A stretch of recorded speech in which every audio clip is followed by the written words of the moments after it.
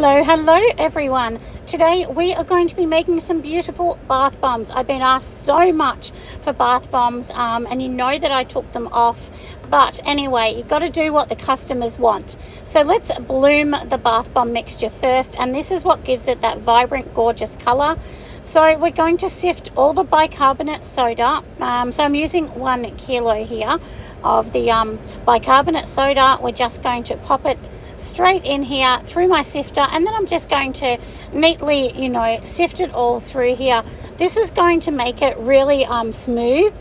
And sometimes, when you get that bath bomb and you think, why is this bath bomb not smooth? And you see all the lumps and bumps, it's usually because it just hasn't been ground down properly and sifted, and the sifting just gets all those lumps out. And if there's lumps at the bottom, then you can just sort of press them through your sifter. Now this sifter is just a cheap little $3 one. It's nothing exciting, but anyway, we're going to sift it in here. And today we are actually going to be using a stand mixer. You really need a stand mixer to bloom your products. Honestly, you will love it once you get it.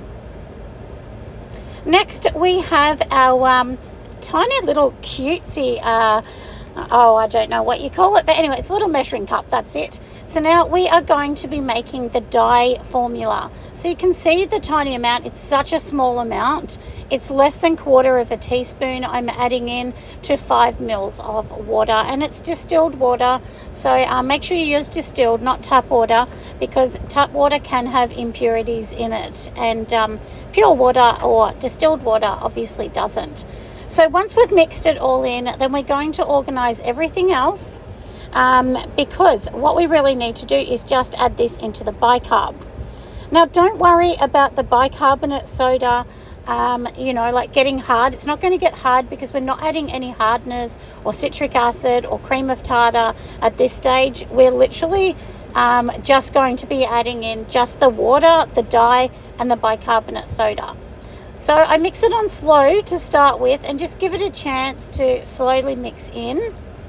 And then I'm going to slowly add, the next portion of the mix in, and just slowly mix it and turn it. And you'll see as I'm going along how beautiful it's going to look.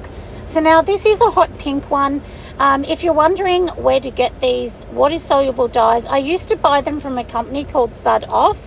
Unfortunately, they are no longer in business, but it is a UK powder, so you can go over and check out, there might be other sites in the UK, there might be some here. I know Bath Bomb World also do it here.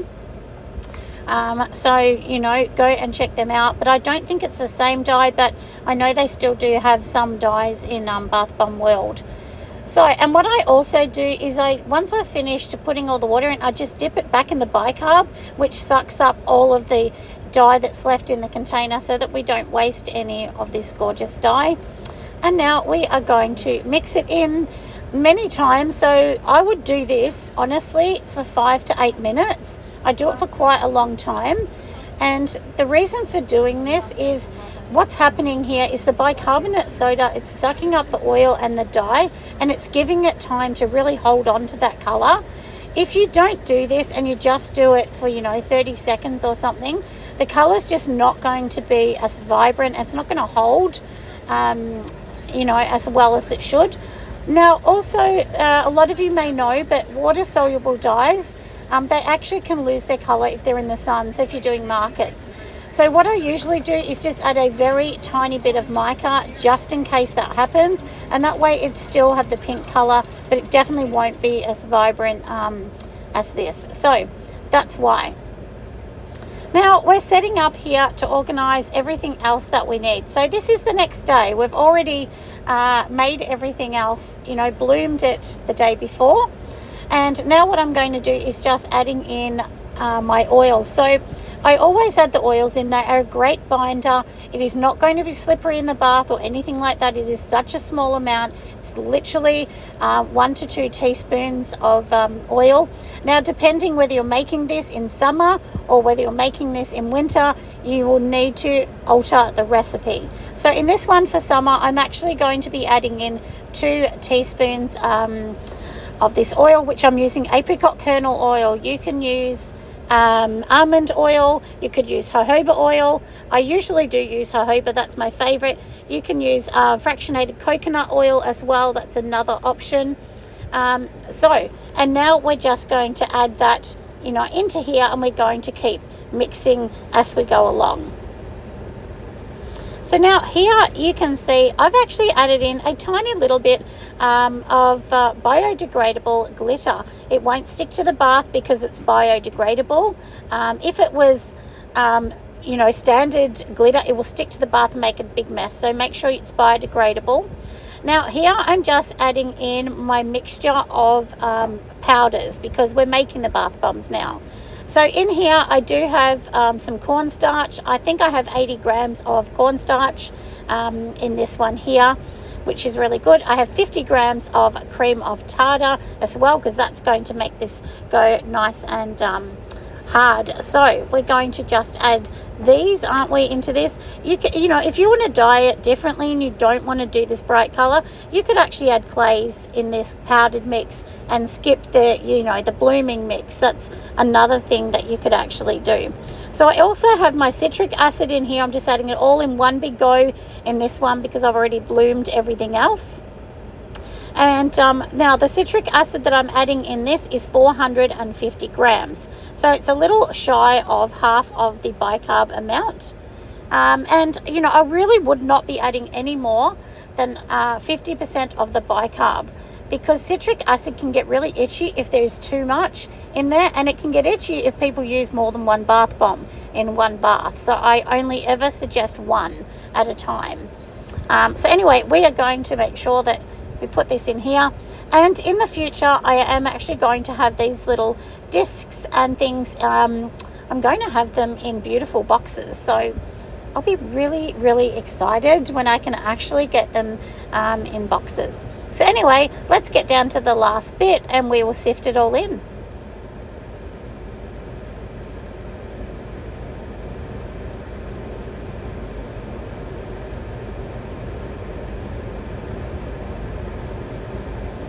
Almost done sifting it through the last little bit. Sometimes it can be a bit of a pain waiting, but if something has the lumps at the bottom, you can't get them out, just throw those last little tiny bits out. That small portion is not going to affect the mix that you're going to do anyway. So obviously we have the bloomed particle at the bottom, and then we have the other powders that we put in at the top. So now what we want to do is we want to just go and pop this back over to the KitchenAid and make sure that it's going to be beautiful. So everything needs to be mixed quite well with bath bombs, and over the years I've been asked quite a lot of questions about bath bombs. A lot of people say, how did you make them so good?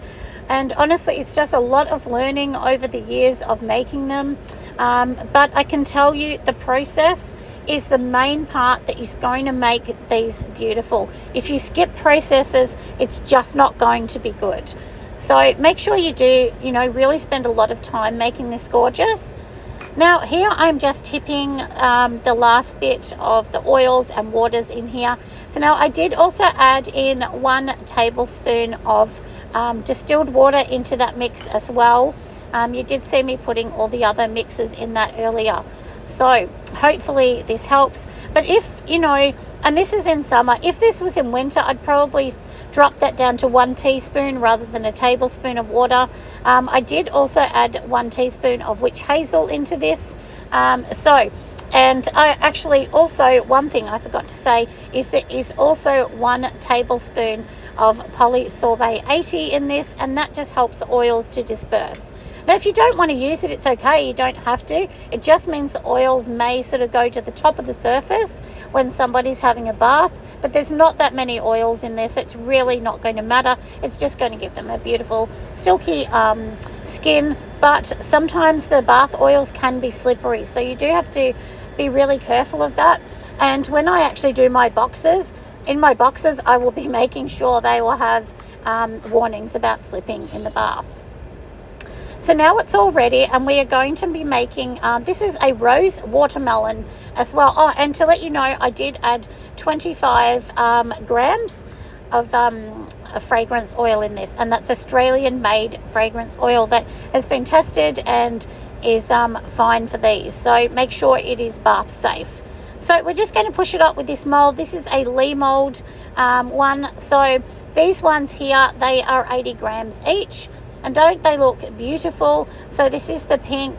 I did make the purple one yesterday, and they've turned out beautiful. I've already sold them before I even put them on the site. I think I've sold 6 of the purple ones. They're all gone. So, but I do have more, obviously, and I will pop them on the site. I just haven't done it, but in the description below I will actually add the links for everything. Now you can see to the side I'm actually weighing them up. I'm making sure that I'm weighing every single bath bomb up. Now if you're going to sell them, you really need to weigh them. You can't just put it in and hope they'll all be the same, because even though it may look like you're filling it to the top, depending on the rate of how fast the mixture is drying, would mean that if it's drying, it's going to be a different measurement to if it's less drying. And I know that sounds silly, but anyway, you just need to make sure that you're weighing them each time.